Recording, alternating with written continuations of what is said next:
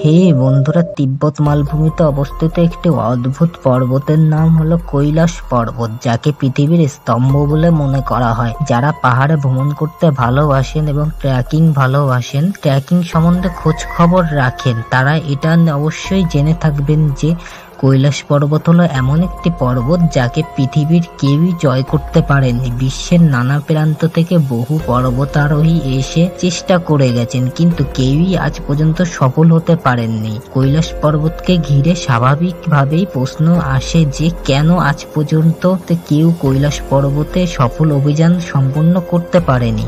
এর পেছনে ঠিক কি কারণ লুকিয়ে রয়েছে, এই সকল প্রশ্নের সঠিক উত্তর পেতে এবং কৈলাস পর্বতের অজানা রহস্য জানতে ভিডিওটা শেষ পর্যন্ত দেখুন। চ্যানেলে নতুন হয়ে থাকলে চ্যানেলটিকে সাবস্ক্রাইব করুন, আর আপনি যদি ফেসবুক থেকে দেখে থাকেন তাহলে ফলো করুন।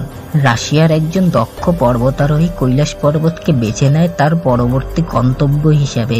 এর আগে যেহেতু তিনি মাউন্ট এভারেস্টে সফলভাবে অভিযান সম্পন্ন করেছেন, যেটার উচ্চতা ছিল কৈলাস পর্বতের থেকেও বেশি, যার উচ্চতা ছিল ৮৮৪৮ মিটার, সেক্ষেত্রে তিনি ৬৬৩৮ মিটার উঁচু কৈলাস পর্বত কেন যেতে পারবেন না। তিনি তার অভিজ্ঞতা নিয়ে বেরিয়ে পড়েন কৈলাস পর্বতের উদ্দেশ্যে। যদিও এটা করার আগে অনেকে তাকে সাবধান করেছিল, কিন্তু তিনি তার অভিজ্ঞতার উপর বিশ্বাস রেখে বেরিয়ে পড়েন কৈলাস পর্বতের উদ্দেশ্যে।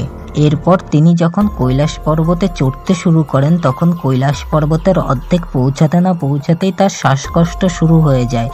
যদিও যেই জায়গা থেকে তার শরীরের সমস্যা দেখা দিতে শুরু করেছিল সেখানে অক্সিজেনের কোনো অভাবই ছিল না। অক্সিজেনের অভাবে তার এমনটা হওয়ার কথাই না, কিন্তু তিনি তখনও হার মানেননি।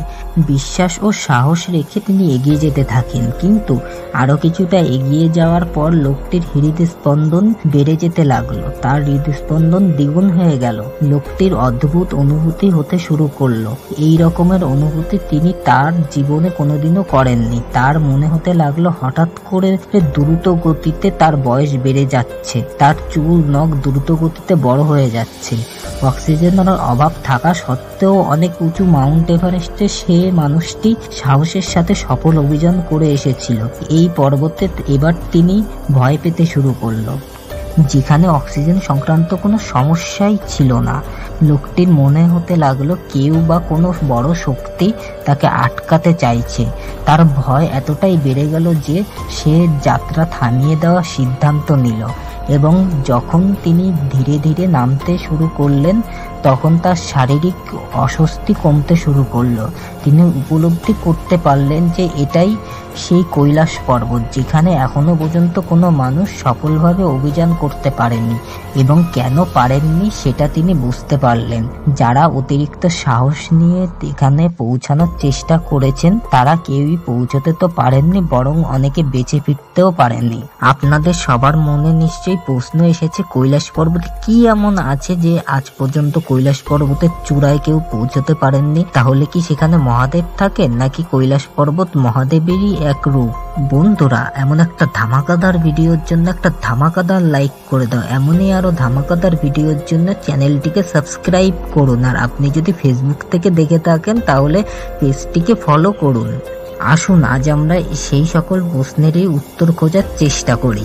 শুরুতেই সবাইকে জানিয়ে রাখি, কৈলাস পর্বত তিব্বতে অবস্থিত একটি পর্বত, যার অংশ ভারতে এবং চীনের মধ্যে পড়েছে। জানলে অবাক হবেন, পৃথিবীর সবচেয়ে উঁচু পর্বত মাউন্ট এভারেস্টের উচ্চতা ৮৮৪৮ মিটার।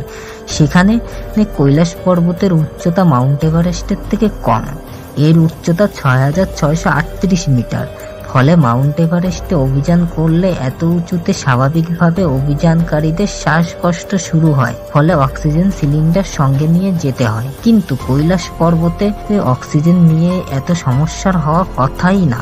যদিও মাউন্ট এভারেস্টের বিনা অক্সিজেন সিলিন্ডারেও অনেকে অভিযান করে এসেছেন, কিন্তু এই পর্বত কিন্তু এই পর্বতের থেকে কম উচ্চতা হয়েও মানুষ কেন কৈলাস পর্বতের অর্ধেক রাস্তাও পৌঁছতে পারেনি? হিন্দু মাইথোলজি অনুযায়ী কৈলাস পর্বত ভগবান শিবের বাস এবং পুরাণের যে অসংখ্য দেবদেবীর উল্লেখ রয়েছে সেই দেবদেবীগণ এই পৃথিবী ও ব্রহ্মাণ্ডে বিভিন্ন শক্তিরূপে বিরাজ করে, শুধু আমরা আমাদের সাধারণ চোখ দিয়ে সেটা বুঝতে পারি না। ঠিক এই রকম একটি বিশেষ শক্তির জায়গা হলো কৈলাস পর্বত, যেখানে আজও ভগবান শিবের অস্তিত্ব উপলব্ধি করা যায়। পৃথিবীর যাবতীয় শক্তির উৎস কৈলাস পর্বতকে মনে করা হয়। সবচেয়ে উঁচু পর্বত না হলেও এর আকারের জন্য এটি সবচেয়ে আলাদা, যা দূর থেকে শিবলিঙ্গের মতনই মনে হয়। এই পর্বত নিয়ে প্রচুর গবেষণাও হয়েছে এবং গবেষণা থেকে উঠে এসেছে যে কৈলাস পর্বত পৃথিবীর ঠিক মাঝ বরাবর অবস্থান করছে বা সেন্টারে অবস্থিত। এই কারণে এখানকার ওয়েদার একদমই আলাদা পৃথিবীর অন্য জায়গার তুলনায়। কেউ যদি কৈলাস পর্বতের কাছাকাছি যায় এবং সঙ্গে যদি দিক নির্ণায়ক যন্ত্র থাকে তাহলে সেটা কাজ করা বন্ধ করে দেয়। এটাও বলা হয় আমাদের যে প্রধান চারটি দিক সেটি কৈলাস পর্বতে মিলিত হয়। এই পৃথিবীতে মানুষ সহ সকল প্রাণীর বেঁচে থাকার জন্য পৃথিবীর যে বাতাবরণ দরকার, পৃথিবীর সেই ধরনের বাতাবরণ এই পর্বত বজায় রাখে। তাই কৈলাসকে প্রাকৃতিক শক্তির ভান্ডার বলেও মনে করা হয়। যখন কেউ কৈলাস পর্বতে ওঠার চেষ্টা করে পর্বতের কাছাকাছি পৌঁছায়, একটা সীমা পর্যন্ত তারা ঠিক থাকে, কিন্তু সেই সীমা অতিক্রম করার চেষ্টা করলেই তাদের সাথে অদ্ভুত ঘটনা ঘটতে থাকে। এমন কিছু হয় সেটা সে জীবনেও ভাবেনি এবং আমাদের সবার কল্পনারও বাইরে।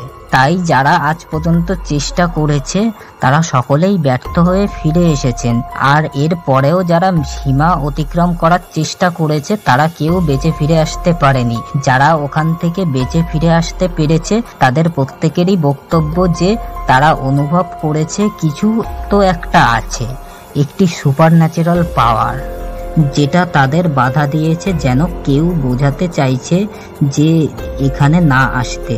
এখানে হঠাৎ করে আবহাওয়ার পরিবর্তন হয়ে যায়, ঠান্ডা অতিরিক্ত বেরিয়ে যায় এবং মানুষের হার্টবিট বেড়ে যায়, ফলে অক্সিজেন থাকা সত্ত্বেও শ্বাসকষ্ট শুরু হয়ে যায়। শুধু তাই নয়, এটা জানলে আরো বেশি অবাক লাগবে যে যারা এখানে যাওয়ার চেষ্টা করেছে প্রত্যেকেই বলেছে এখানে গেলে মনে হয় যেন হঠাৎ করে নখ চুল অবিশ্বাস্যভাবে বেড়ে যেতে শুরু করে, চেহারার পরিবর্তন হচ্ছে, এটা মনে হয় যেন দ্বিগুণ গতিতে বয়স বেড়ে যাচ্ছে। এইসব বাধার পরেও যারা এখানে যাওয়ার চেষ্টা করেছে কেউই ওখান থেকে বেঁচে ফিরে আসতে পারেনি। হিন্দু ধর্মে এটা মনে করা হয় কৈলাস পর্বত ভগবান শিবের স্থান, যেখানে ভগবান শিব থাকেন, তাই তার অনুমতি ছাড়া তিনি ওখানে কাউকে প্রবেশ করতে দেন না। কৈলাস পর্বত নিয়ে প্রচুর মতবাদ রয়েছে, কিন্তু এর মধ্যে কোনটি সত্য ও কোনটি মিথ্যা সেটা কেউ জানে না। এই পর্বত সম্পর্কে সঠিক ধারণা কারোরই নেই। বন্ধুরা, আজ এই পর্যন্তই। দেখা হচ্ছে পরবর্তী ভিডিওতে। ততক্ষণ আপনারা সুস্থ থাকবেন, ভালো থাকবেন।